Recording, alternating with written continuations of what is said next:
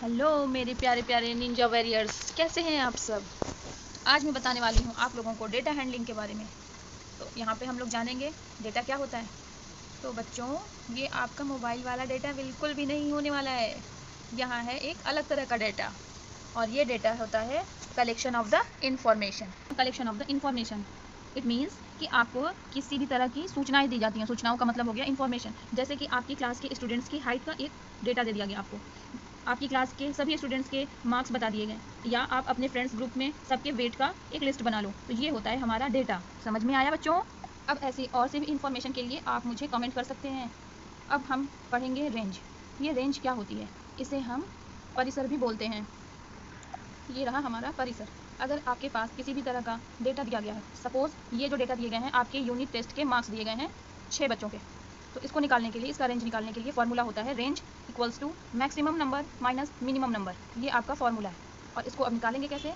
हम लिखेंगे रेंज को r इक्वल्स टू, इस डेटा में आपको मैक्सिमम नंबर क्या नज़र आ रहा है 8, माइनस मिनिमम नंबर क्या है 1, आंसर विल बी 7।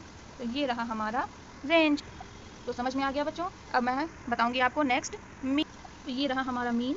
मीन को हम माध्य भी बोलते हैं। तो यहाँ पर हमारे लिए कुछ डेटा दिया गया है। अब इन संख्याओं के हम निकालेंगे मीन, मतलब माध्य। इस मीन का यहाँ पर फॉर्मूला आपको दिया हुआ है।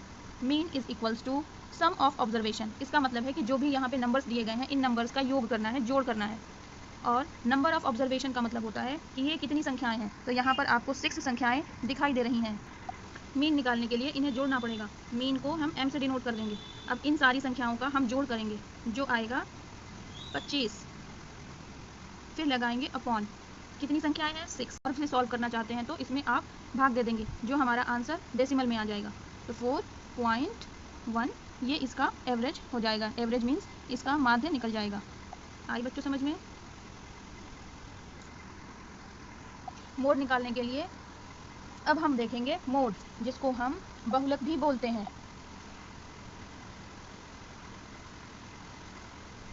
अब मोड निकालने के लिए ये हमारे पास एक डेटा दिया हुआ है।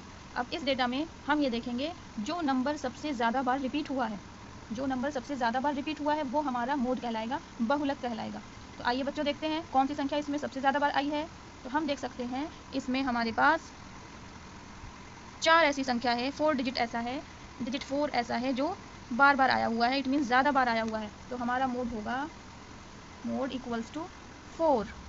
आई बच्चों बात समझ में।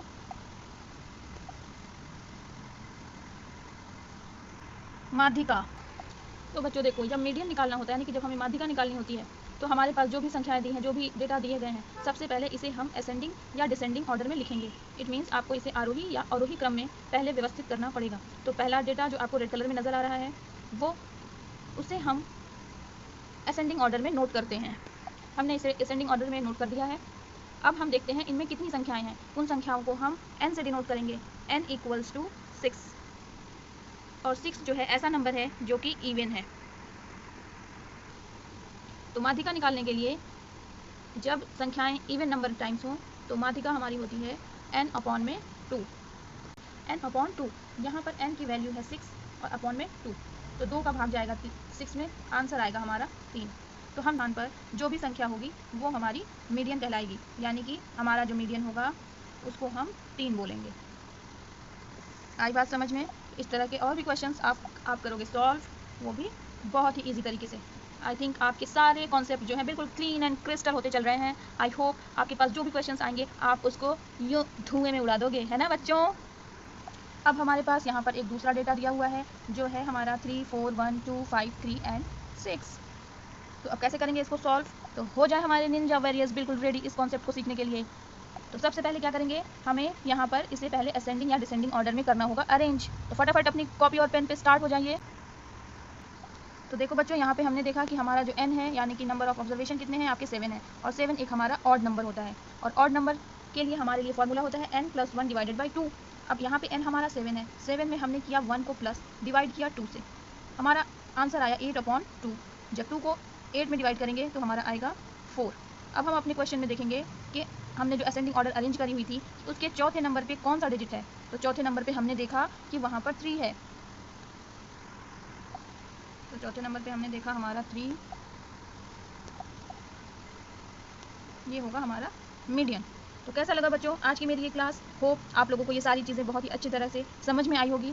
और ऐसी और भी वीडियोस देखने के लिए मुझे कमेंट बॉक्स में कमेंट करें, और अगर वीडियो समझ में आया हो, अच्छी लगी हो, तो इसे लाइक करें और अपने फ्रेंड्स में शेयर करें, और चैनल को सब्सक्राइब करना बिल्कुल ना भूलें, और बेल आइकन को भी प्रेस करें ताकि आपको टाइम टू टाइम नोटिफिकेशन मिलती